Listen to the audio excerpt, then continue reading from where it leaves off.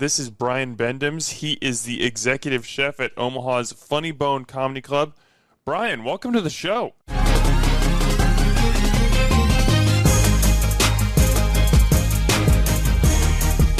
Hey there, Omaha. Welcome into another episode of Restaurant Hoppen. I'm your host, Dan Hoppen, and we have featured so many different types of chefs on this show. I mean, obviously restaurant chefs, but also food truck chefs, chefs at pop-ups, chefs at hotels. But one avenue that we've never gotten into before is comedy clubs.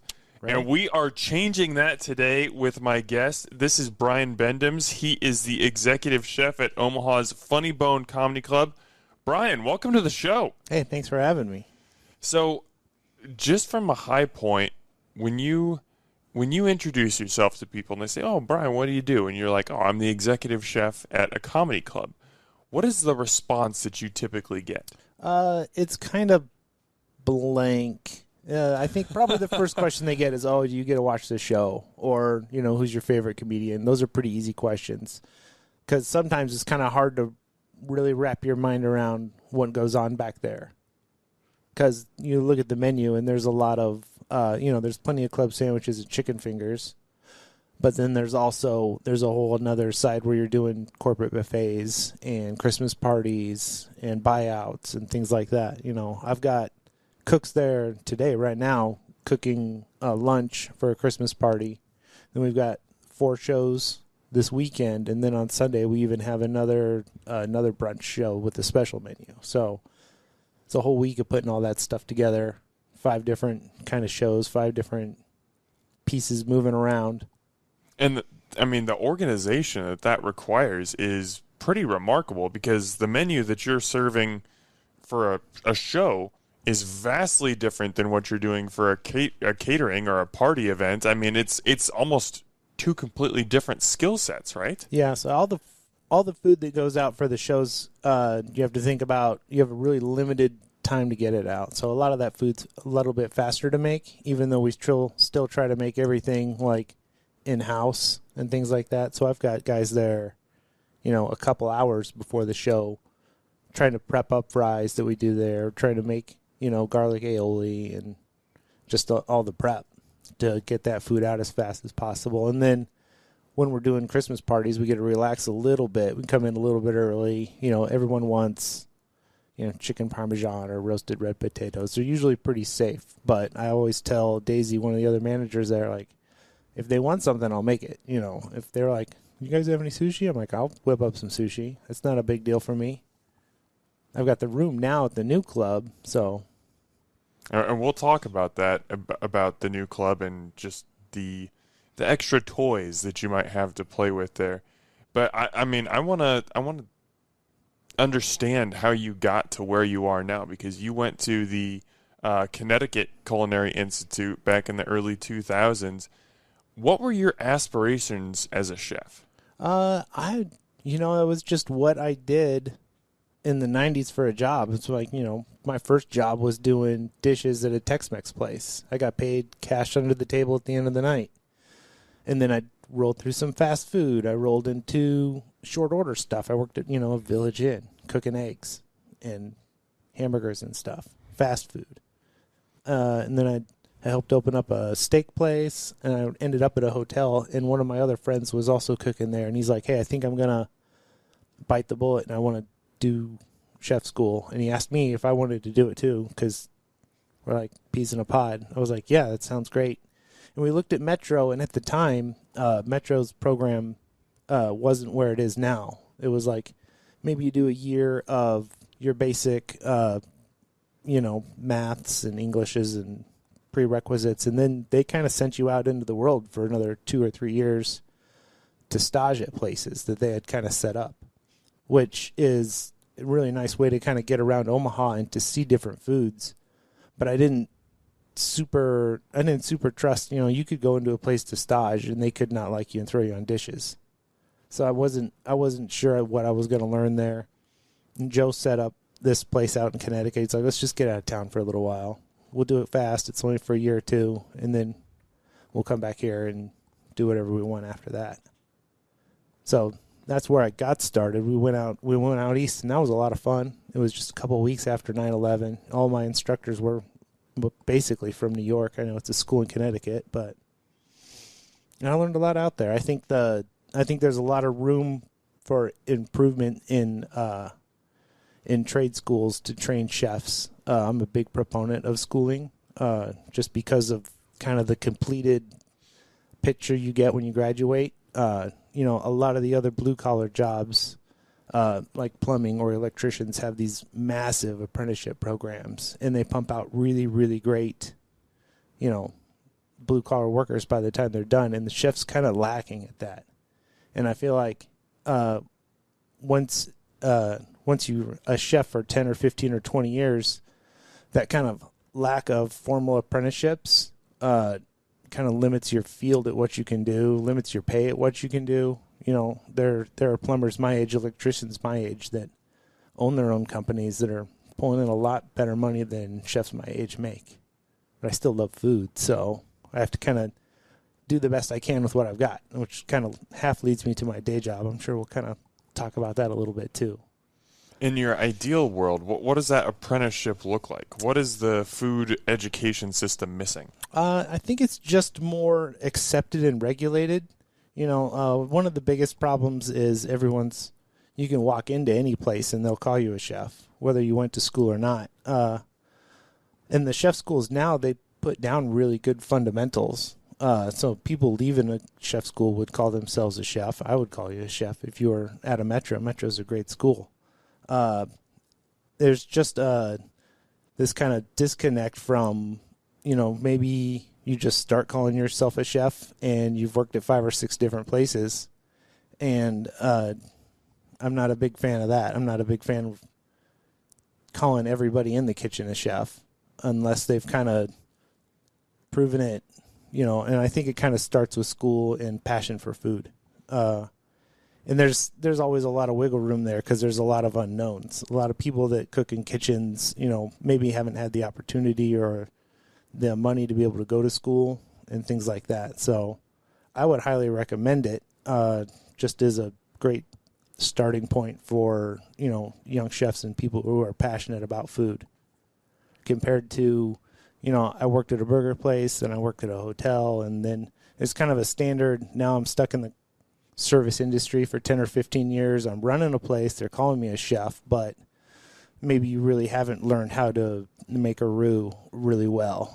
Maybe you've made a couple, but the different places between hamburgers and pizza or sushi or wherever the different places you're working at haven't really taught you. You've got little holes and gaps in a professional resume. And I think schooling fills in those holes at a basic level. You believe the title of chef is earned? I do, yeah. I mean, I'll still call people chef occasionally, but I'm pretty tight with it. Understood. We'll get more into your background, but how did you end up at the Funny Bone? I knew a door guy out there. Yeah? That's all there was to it. They had just opened up out at Village Point, and they rolled through 2 or 3 different kitchen managers, and I saw him, at a Halloween party or something, and he said, "Oh, because I asked how was the new place? Are you doing well?" And he's like, "It's awesome, but we don't have any support in the back of the house right now. We're hurting back there." And I ended up going out there for a show and then talking to the managers that night, and I came in the next Wednesday for an interview, and I started that Friday. So it was that fast. So you mentioned the old location for the Funny Bone was in Village Point, but you guys moved this summer, now located kind of off 114th and Dodge, if anybody wants to go catch a show or go catch a meal. I want to talk about the menu because I'm so fascinated by this is just a different service and a different dining style than I've ever gotten a chance to talk with someone about. Right. So when you look at the menu at Funny Bone, it's a lot of burgers, sandwiches, salads, rice bowls, things like that, and then some great-looking desserts, too. As you're putting together the menu and considering what you can serve, like, what considerations do you have to put on, hey, I'm not working, in a normal restaurant where, there's servers touching a table several times, there, you know what I mean. Right. What different considerations do you have working in a comedy club? Mostly kind of, so I'll do table tents out there every once in a while. I used to do them, maybe 3 times a year at the old club. I'm working on this club's first ones. And when I put those together, you kind of have to go, how long does this take to cook? Because you have to anticipate how many am I going to serve a night. Wait, what are table tents? So it's just a little table menu that goes out on the table. Yep. Because it's how I keep myself a little more sane from just making clubs and chicken fingers all the time. There's a lot of prep work that goes into those things. You're like, I don't want to fall behind. Clubs and fingers are the most popular things on the menu. So even though they're made from scratch, they're probably made an hour in advance, or at least they're breaded. We'll bread everything up and have it on a speed rack in the cooler. Maybe they'll toast a little bit of bread, or when I go down the line and inspect everyone's stations and cold setups before service, I'll point out to the sandwich guy. I was like, hey, I'm glad you have tomatoes here. Can you please cut them? Because it saves you 2 seconds. And to a new cook, it's not a big deal. It's 2 seconds. But I'm like, if you have to slice up 10 or 12 or 14 tomatoes in the next hour and a half, you're going to be 5 minutes back. You're going to be 6 minutes back. You're going to be 8 minutes back just because you didn't cut tomatoes. So little things like that is where you start to focus in on, and just getting feedback from your cooks. Like, this is taking too long. If we do it this way, can we try it this way? So it's been a lot of that. What are some advantages of working in a non-traditional kitchen?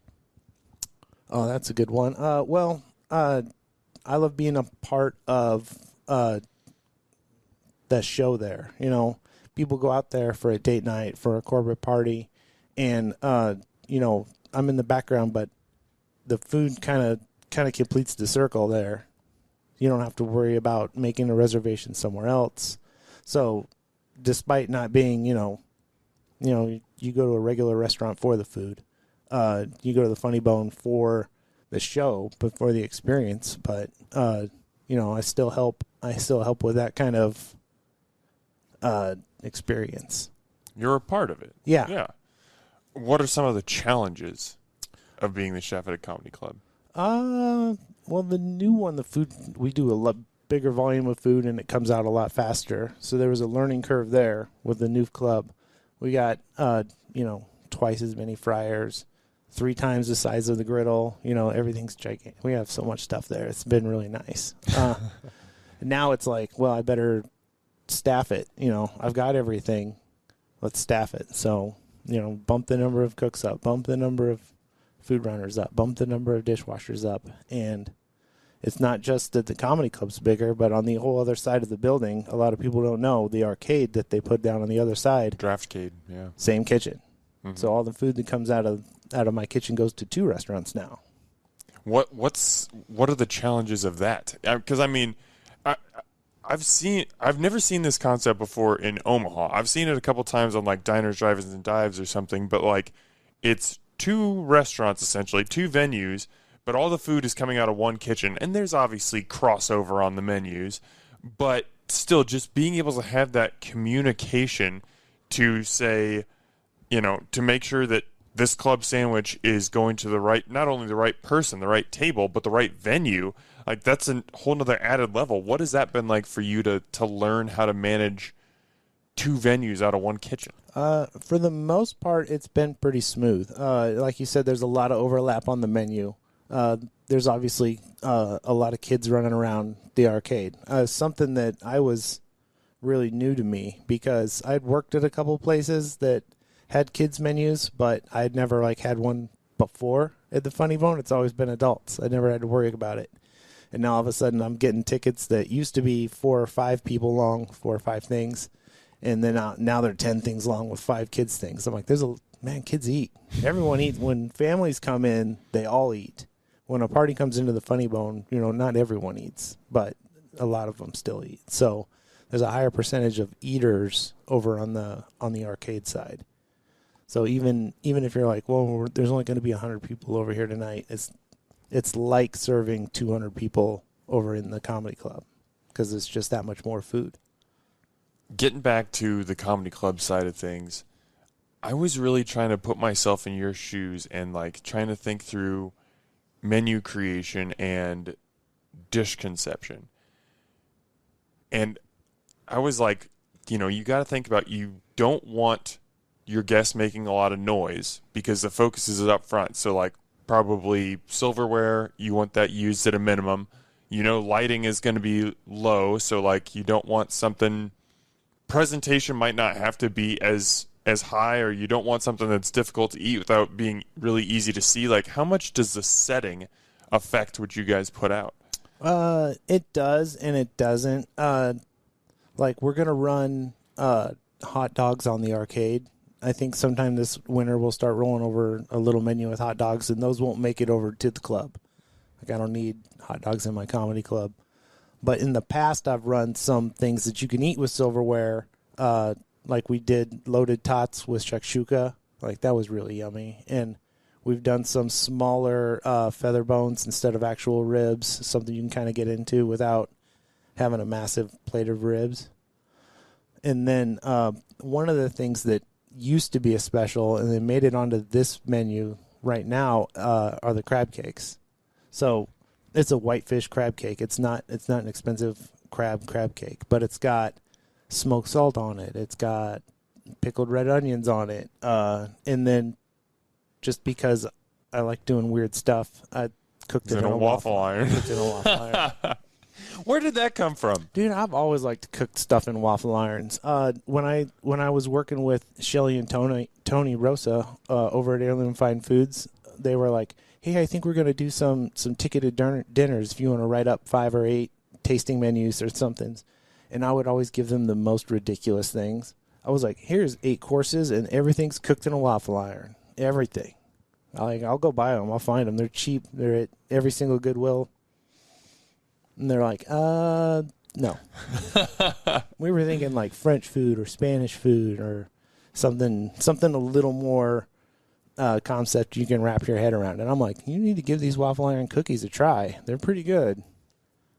The waffle iron as a cooking device is vastly underrated. I've made things in there that sound totally weird, but you get the texture, you get the crispiness. Obviously, it doesn't work for everything. But you mentioned cookies, cinnamon rolls. Cinnamon rolls? You just take some cinnamon roll dough, pop that in the waffle iron, let it go. They got their homemade little sauce cups right in them. Wonderful. So what is your favorite waffle, other than crab cakes, favorite waffle iron creation? One thing I used to do for the cooks back in the kitchen is we used to do waffle iron croque madames. Ooh. Right? So we usually take croissant dough and grill some ham and throw, croissant dough, ham, cheese, more croissant dough. We cook that. And then when it came out, we'd throw some bechamel on it. And I'd also crack the eggs in a waffle iron that was nice and clean. So the over easy egg had that little kind of hatch pattern to it. Whoa. It was a real pain to get out. I can imagine. Once you could fish it out and put the waffle iron egg on top of the waffle iron croque madame, it would look really, really cool. Sounds delicious. I'm going to be looking for that. That was too much work to throw on the menu. It's just something we do back in the kitchen. Maybe that could be a table tent at some point. Who knows? Yeah, we do try to taste a lot more than actually makes it out there. So, what do you mean? What else are you guys making back there? Well, that shakshuka started. I did. What did I do? I started to make a spam musubi kind of sandwich where I cooked the rice in the waffle iron. So I had like little waffle iron buns with spam and seaweed and like a seaweed coleslaw on it. And I was just like, it's just so much work. It was delicious. It looked really neat, but I'm like, we're never going to get this out by the time the other stuff's done. So it's always kind of on the back burner. Like, hey, do you want to run 2 waffle irons? You want to put something else in one? And it's silly, but it's just like fun. It's something fun for all of us to wrap our heads around and figure out. Well, and it's something, as I was looking through the menu, there's a lot of standard things that I would expect. Like you mentioned, the chicken fingers, burgers, club sandwiches, loaded fries, stuff like that. And then all of a sudden, why is this crab cake? Why does it say waffle crab cake on here? Like, that sounds wild to me. But that's you kind of getting a chance to put your imprint on the menu. It just kind of stuck. And I do that periodically with everything on the menu. So every once in a while, we'll do a review. I'll do a review of the managers or the other cooks mostly because they're the ones cooking the food. In this last year, we changed what we put on the sweet potato fries. Right, it's something small, but I thought this is really low effort. The Funny Bone seasoning that we've developed that we put on a lot of other things doesn't really fit with the sweet potato fries. It's got a lot of paprika in it, and it doesn't do anything to enhance the flavor. So we changed it up. I'm like, well, we'll start with some salt, and we'll throw in some brown sugar and some ginger. So I got this like brown sugar and ginger and sea salt, kind of all of those things help sweet potato fries. And we do that periodically to whatever we think is maybe a low effort or something that could be improved. So tell me a little bit more about that process, because I think a lot of people might look at the menus for Draftcade and for Funny Bone and be like, oh, it's bar food, it's burgers, it's wings, it's nachos, pretty simple stuff. But it's not necessarily simple. Like, how do you take kind of those standard expected dishes that someone might get at an arcade or at a comedy club and kind of elevate them a little bit? Yeah, so we just go through it. Before we moved or when we started doing fried chicken sandwiches, we were always kind of from scratch. But when you fry the chicken breast, it would meatball up. It would get smaller and then it would get taller, and I could never really find one. Meatball up, right? I've never heard that term, and I love it. They shrink and they get taller. I'm stealing that.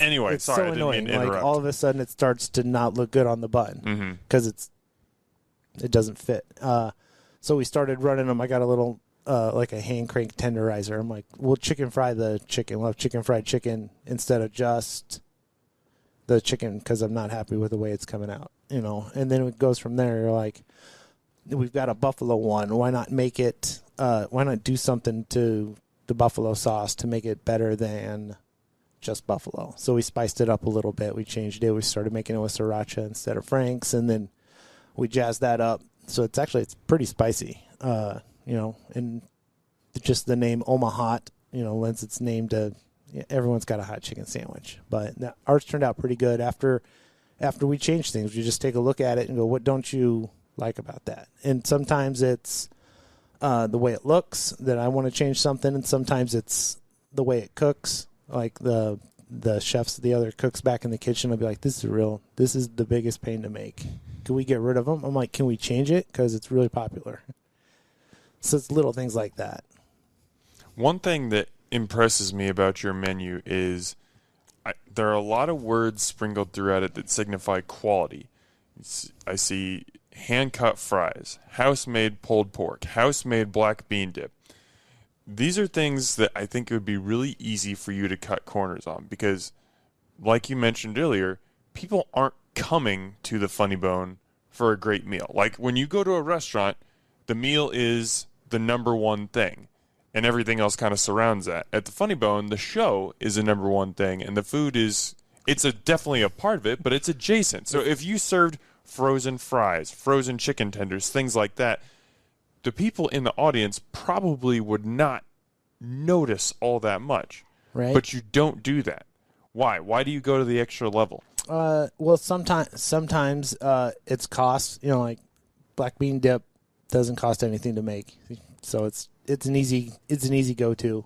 The chips are fried in house because I can control how fresh they are. I can control the amount of seasoning on them. The chicken tenders are hand-breaded because hand-breaded chicken tenders cook way faster than frozen ones. Like I've got enough room in my fryers now. I've got so many that I could cook a lot of frozen food. But between quality-wise and time-wise and everything else, it just doesn't make sense to do it.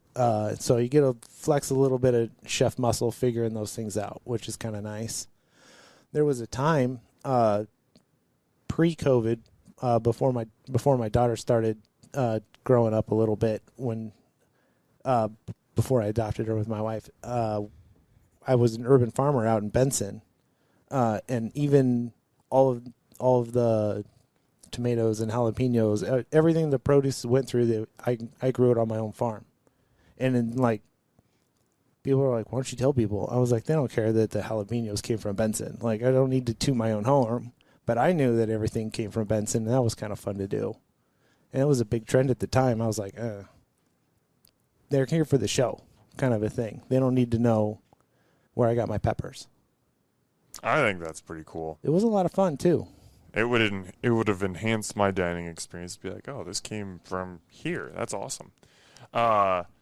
The Funny Bone has had some really talented and famous comedians come through. I'm just naming a few that I've either seen there or ones that I saw on your Instagram. Nate Bargatze, Steve-O, Larry the Cable Guy, Bert Kreischer.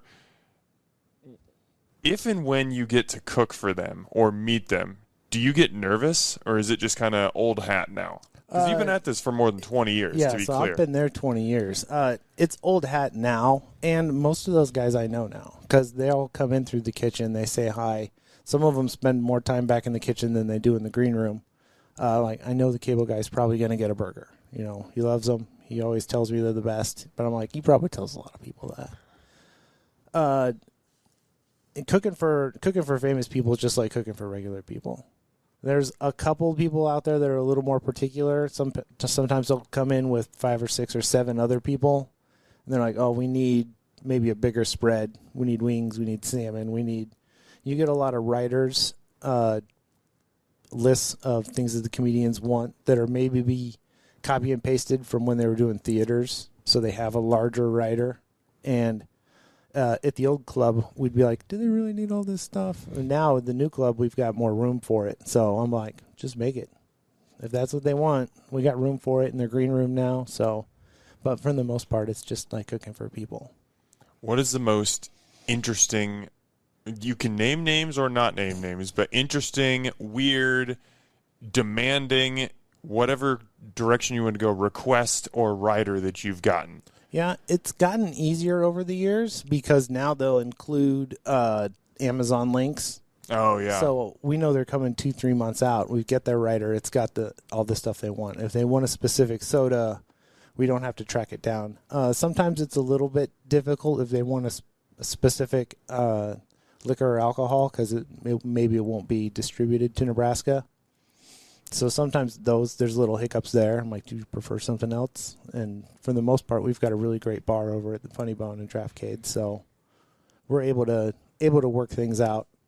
There are food-wise, it's always been pretty easy. Sometimes we'll go get like a rotisserie chicken. Sometimes we have to go get something, and for the most part, they're happy to order off the menu because the Omaha Funny Bone's been around for so long that they know the food is going to be good there. Especially the people that are like that are coming to Omaha, Nate or Bert or the Cable Guy, like they've been coming here a long time, so they're used to it now. They're like, you don't need to worry about my theater writer. I'll just order off the menu. It's easy. You mentioned some, not just men, but women too, like to come hang out in the kitchen. Are there any comedians that are particular foodies that are really fun to hang out with back there? Yes, yeah. Sometimes we'll get them to be like, do you want to make something? Because at their house they don't have all this professional equipment.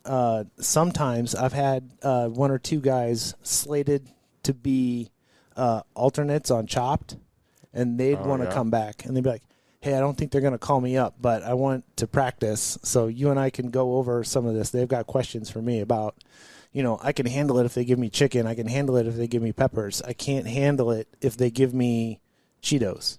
How do I make Cheetos into a dessert?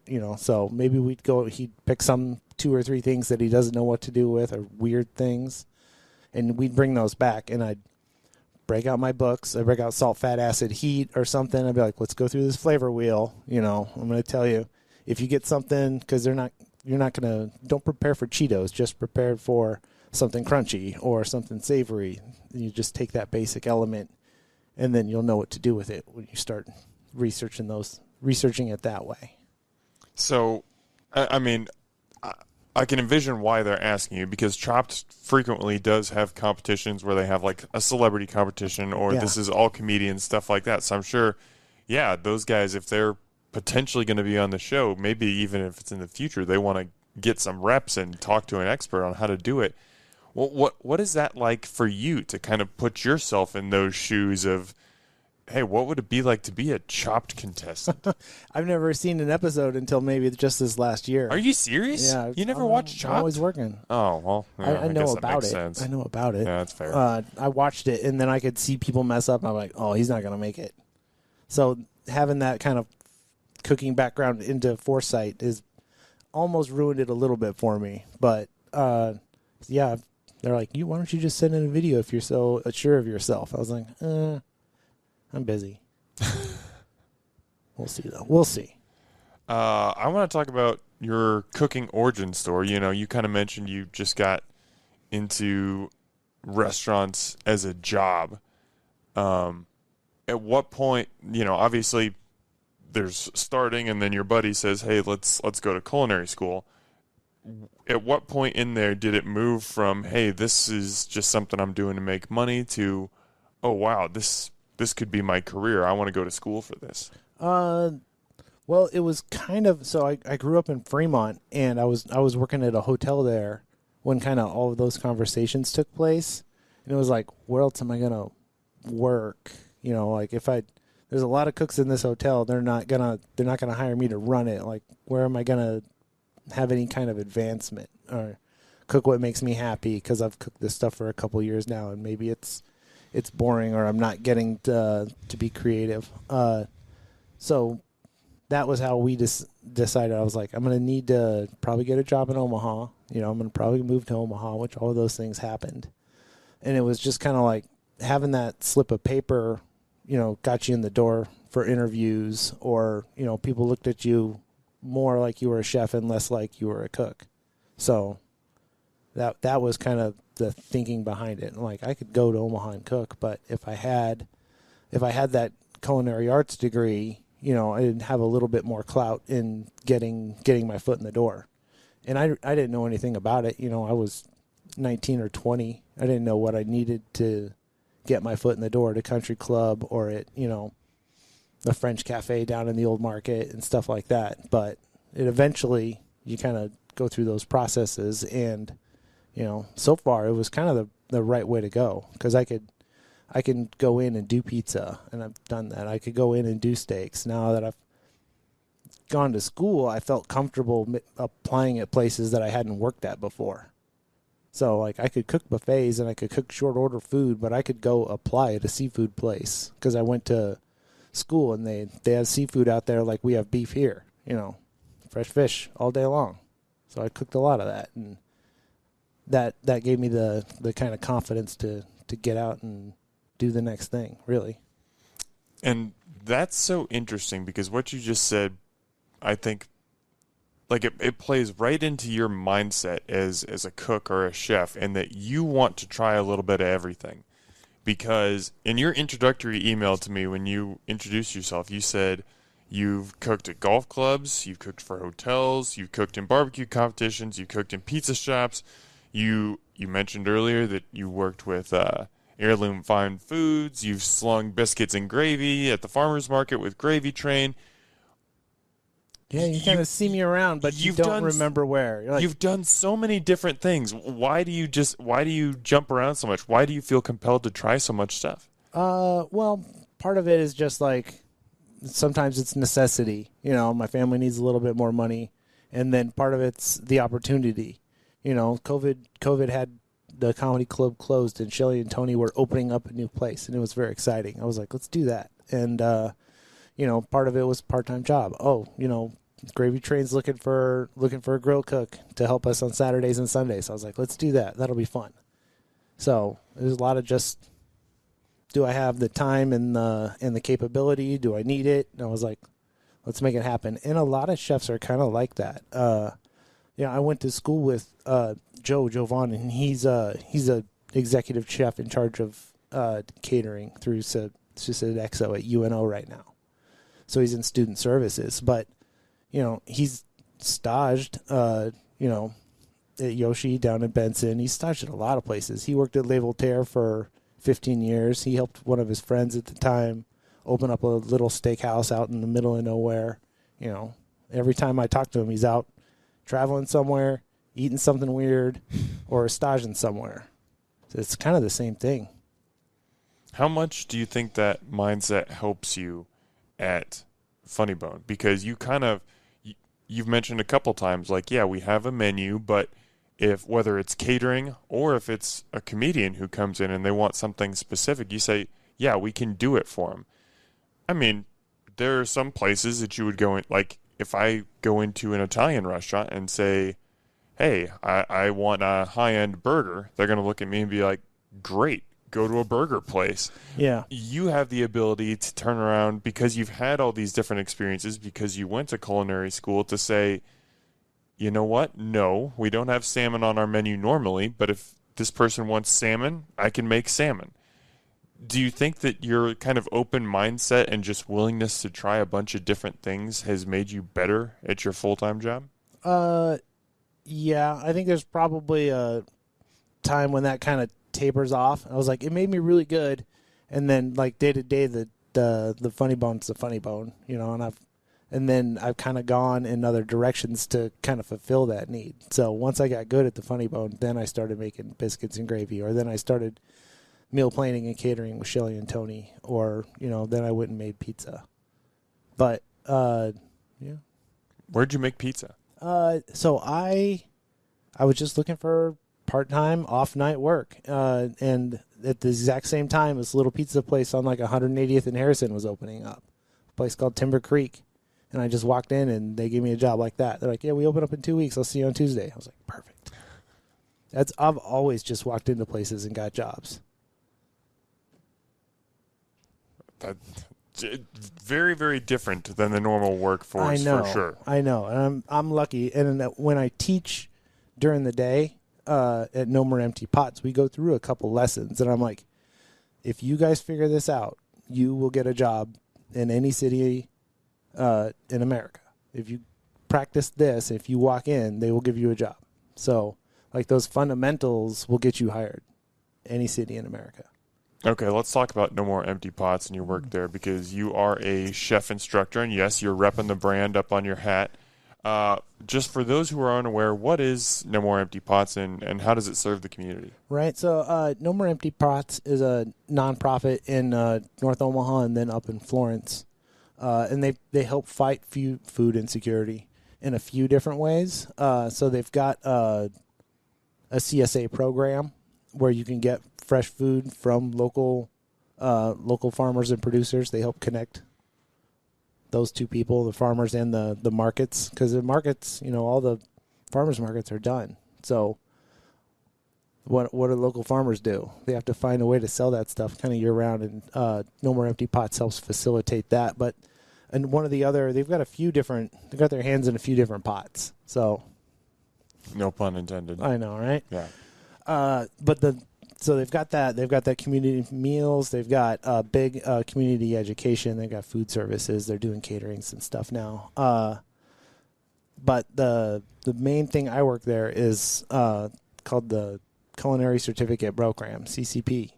And if you take that, it's a workforce development program meant for people that are trying to get a hand or a foothold in the culinary industry, maybe move from fast food to actual restaurant work. But we take, you know, all kinds. We take, you know, people from their families that just want to learn how to cook better. We take entrepreneurs that maybe have a great idea but don't have those fundamentals, you know. So we take people who are excited about food. But it's accredited. It copies Metro's Intro to Culinary 101 class. So if you go on to Metro, they waive that class, which has been a lot of fun. We do all the cooking methods. We spend a couple days on vinaigrettes and meat fabrication and all the things you do in Cooking 101 to kind of give you that basic skill set. And during eggs is when I whip out that line. I was like, if you guys learn how to flip eggs and make omelets, you're going to get a job in any town.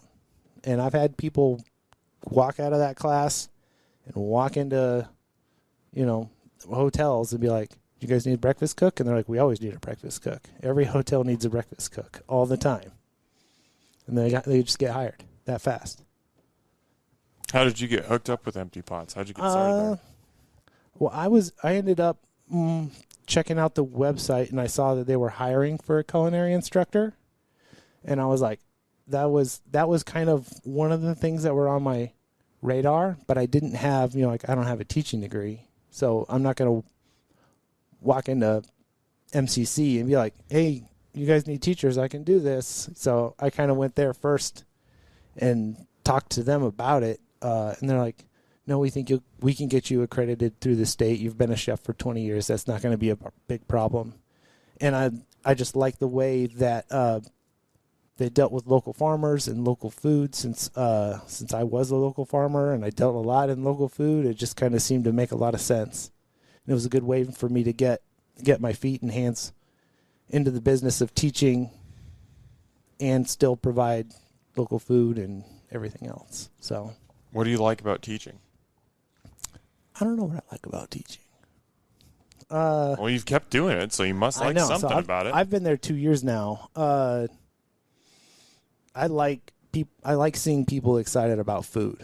That's the best part about teaching is, 4 times a year we get new classes in, and they're there for a purpose, to learn, and they're there to be excited about food. And by the end of the class, even if you maybe walked in not knowing what you wanted to do, maybe you're like, I'm working at Burger King. I heard this was an awesome class. Friends and family told me about it. I want to start my own food truck, but I don't really know how to do anything other than work at Burger King. So it's like, well, we'll set you up with the basic, cooking skills. By the time you get out of here, if you want to work anywhere else, you'll have that fundamental down. And then on top of that, they do some entrepreneurial things where they can set you up with kitchen time. They rent kitchen space out. They have another class called Kaufman Fast Track, where they set up entrepreneurs with business plans and all the local connections and paperwork you need to kind of take the next step once you know what you want to do. So they've been really good at helping the community with that. And I like being kind of the first step in that for some people. I know you probably haven't gotten this yet because you've only been doing it for 2 years, but I'm excited for you to get that opportunity, sometime, maybe it'll be sooner, but probably a few years down the road, where you see a food truck open and you're like, oh, that's Danny from my class. Or you'll, go to a restaurant and you'll see a sous chef or something and be like, oh, there's Katie. She's here now. Have you had any moments like that? Or they're doing a better job tracking them about what happens to the students post-graduation. Okay. So I think I will start seeing that. I know this was kind of the first year for that big entrepreneur program. And then the first class that graduated, I had 2 or 3 or maybe even 4 students in that class. They got out of my class and they went right into that one. So I'm like, oh, I see you guys pretty soon. Keep my eye on you. Well, yeah, pretty soon they get put on, approved catering lists, or if we have events, we start ordering things for them or from them, some things like that. So it's always exciting to kind of see what they can do next. Okay, I want to talk about your other passion, and that's farming, because you were and are an urban farmer, very passionate about growing produce. Where does that passion come from? That mostly came from my wife at the time. She was finishing up a environmental sciences degree at UNL when I met her. And when we got a house together, we bought a lot in Benson that had a whole another lot next to it. So we're like, we got all the room in the world to grow stuff. And it was kind of, still is very, very on point for a chef to use local produce. And there were chefs out there that, there's my garden, there's where this stuff comes from. But to actually take that next step and do 3 or 4 farmers markets a week and to kind of provide our own CSAs to people, that was a lot of fun. Still could never keep bees alive very long. Beekeeping it's a special skill set. Not everybody can do it. I did it once. I just got them through the winter, and then it got really nice one day, and they're like, they live in this little ball, and they kind of like, oh, it's nice. We'll give ourselves a little bit more space. And then overnight the temperature crashed and they all died. And I was like, guys, you were doing so well. This was going to be stay in your bowl together. This was going to be the year. Maybe in the future. Yeah, so we ran a really, really small, 3/4 of an acre kind of urban farm, and we just grew whatever was kind of new in the seed catalogs. Was this Benson Food Forest? Well, it started out as Fork and Farm, and then Okay. it kind of turned into Benson Food Forest. So it started off as Fork and Farm. We're just growing whatever's new, growing whatever other people aren't selling, because at the farmer's market, I really couldn't compete with people that had hothouses for tomatoes or people that were, growing sweet corn and actually using tractors and I can't grow that much sweet corn, but I could grow the new sweet corn that's red. I'm like, you guys, I got red corn over here. I know they're $2 each, but where else are you going to get it? So we did a lot of that, and that was fun because those are the type of things that I wanted to try anyway. I was like, give me those little sour Mexican gherkins, those little cucumbers that are the size of a nickel. They're perfect. So that was exciting to me to be able to grow all of that stuff. So tell me about Benson Food Forest. What that was a project that you and your wife started. The last that I saw about it was in 2021, though. Yeah, like my garage is still painted. We had this beautiful high school student come out and paint the garage.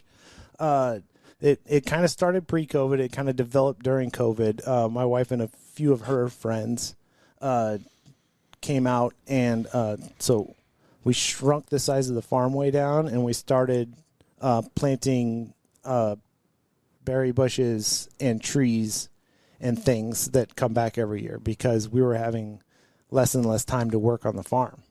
So I'm like, I can't take care of all of these plants. I've got a daughter now. We've got jobs. We've got a lot going on. So that shrunk down into kind of raised beds, and then we started planting all these trees and berry bushes. And then the idea is basically at any time when stuff's ready, you put up a little sign or a flag next to it, and if anybody walks by and wants food, they just take whatever they want. And there's a couple really, really nice food forests out there. We went and toured one out by Seattle at Tacoma. It was kind of the model for the nation and really nice food forests. And we just kind of take it from there. Right now, I grow mostly personally used vegetables for my family, and I take some to the Funny Bone or some to No More Empty Pots when I can use them. And then there's a dozen raised beds, a dozen or more out there, and another nonprofit, Whispering Roots, takes care of those and grows their own food on my lot, and I just provide them with free space and free water. I'm like, do your thing. Give me all your leftover plants. I'll plant them, and you guys take care of them. How can we as Omahans better utilize our local or maybe support our local producers? It's tough, right? Especially we're recording this at the end of December. Like, where do you even find a local food producer at the end of December? When I order food now locally, the only thing being grown, I can get some fresh greens, because there's some greens operations that are hydroponic or they're in hot houses, and I can get fresh mushrooms. There are people doing mushrooms all the time. Mm-hmm. But unless you want to make onions and sweet potatoes and butternut squash, that's all you're gonna have for about the next 4 months until maybe you get some early season radishes. To support local food, you gotta find the people who are selling it. So you have to Google, the perennial homestead. A lot of them started doing in the off season. They'll do more value added products. So there's the perennial homesteads over in Ponca. They have a fantastic little stand outside. They have that little stand, right? Go so visit cool. that little stand. Pick up yarn. Pick up whatever you can get from them. If they're selling bedazzled pine cones, go buy bedazzled pine cones. Their caramels are fantastic and good year round, not seasonal. Yeah, and that supports them through the winter until they can get their seeds started and going. And almost all local agriculture has kind of moved to that model where you need some kind of value-added product. So I'd definitely Google that kind of thing. And I want to give a shout-out right now to a brand-new spot. I mean, it's literally like a week or two old as we're recording this, but over in Dundee, there's a place called Take Root. Mm-hmm. Brand new. It's basically like the farmer's market, but taken indoors, and obviously you don't have all the individual growers there presenting their products, but there's meats and vegetables and all kinds of just, like you mentioned, the value-added goods that aren't necessarily seasonal, but there's seasonings and pasta and all kinds of cool stuff. Definitely worth checking out. Oh, and fresh bread, too. Yeah. Always got to love fresh bread. I reached out when you told me that you worked with Megan McClarney. I was like, okay, I got to reach out to at Gravy Train. Mm-hmm. I was like, I got to reach out to her and see if she's got anything for me on Brian here. Well, she's got nothing but good things to say about everybody. Well, that's very true, but especially about you. She was very complimentary, said that she loves you, but she told me that you have a deep passion for fixing and building things, especially old motorbikes. I do a lot of that, yeah. And that was something that I noticed going through your Instagram. There's not a lot of pictures of food. There's a lot of pictures of old bikes or things that you're fixing. Where does that passion come from, and do you think any of that, whether consciously or subliminally, like, makes you better as a cook? So my dad did the exact same things, and when I would get off and have Mondays and Tuesdays off, I would go back to Fremont and just work on old cars with him. So, and he's not around anymore, but that's something I just kind of kept doing. I was like, I got spare time, I'm gonna work on a bike or a car or something. And it's just, and it transfers over to cooking, or maybe cooking transferred over to it, because it's all mise en place. Like, there are these bolts, this is where they go. There's this piece, this is where it goes. And we're going to clean it up, we're going to put it back together, and maybe it'll work right, maybe it won't. But that's been fun. It's a very interesting way to think about it, that fixing something, you have to have your mise en place ready to go. You got your area, you got everything organized. Interesting. Huh. Okay. You are, obviously, you've been at the Funny Bone for 20 years now, so I have no idea if you're looking for other opportunities. Probably not. But you are someone, as you've mentioned several times, who constantly is thinking about what else can I do? What can I learn? You know, can I be a teacher at No More Empty Pots? Can I go learn pizza? Can I go learn how to make biscuits and gravy? When you look at your career, what's next for you? What do you got on the horizon, Brian? I don't know. I have no idea. I'm full. Right now, I'm full. Especially with the new place that just opened up. You know, if the Funny Bone decides that they want to do more executive chef level things, like multi-unit management and stuff like that, I probably slide into that. Honestly, my cooks, they're cooking right now without me. I don't want to say that they can cook without me. They obviously need me there every day, all the time. But I can take the skills I've learned at No More Empty Pots and apply them to helping open new restaurants or managing multiple restaurants. There's just, once you kind of reach that level, there's only a few things you can do. Your availability for jobs kind of shoehorns itself into those types of things. Like, you can open up your own place if you wanted to, or you could start managing multiple places if you're doing one already. All right, before we get out of here, I got two more questions that I like to ask just about everybody that comes on the show. Right. You can take this first one either in the comedy club sector or just overall restaurants, because you've done both. But what is one thing that you think people don't understand about cooking or restaurant life that you wish they did understand? I was just thinking about this the other day. Perfect. You were ready to go. I don't think a lot of people realize what it takes from you. It's very demanding. Like, it's physically demanding. I think people can kind of wrap their head around that. Like, oh, you're on your feet 13 hours a day. Some days 14 hours a day. You know, they can get that. Everyone's kind of been on their feet. But the amount of things you miss, especially not just at the Funny Bone, but just being a chef,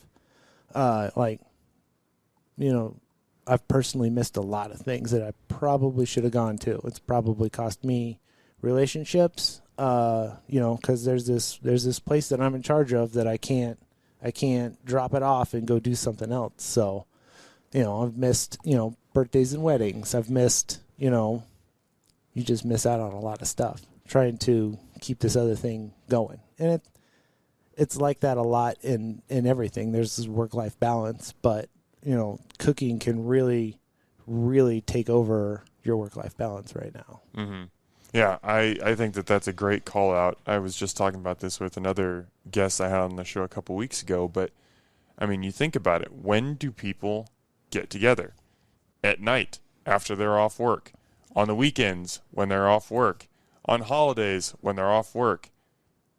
Those are the times when you're working. Yeah. So, yeah, I mean, chefs give up a lot of monumental moments, but also just opportunities at relationship. Mm-hmm. And you have to dedicate yourself to the people who are in that kitchen, the people who are around you. And I think that's why so many times, most workplaces don't describe themselves as a family, but I hear a lot of chefs a lot of times talk about their team as a family, and they share family meal, and after we get through a really tough shift, we go out for drinks because you kind of are each other's people. Mm-hmm. Yeah, and I always give kind of two examples when someone asked me that.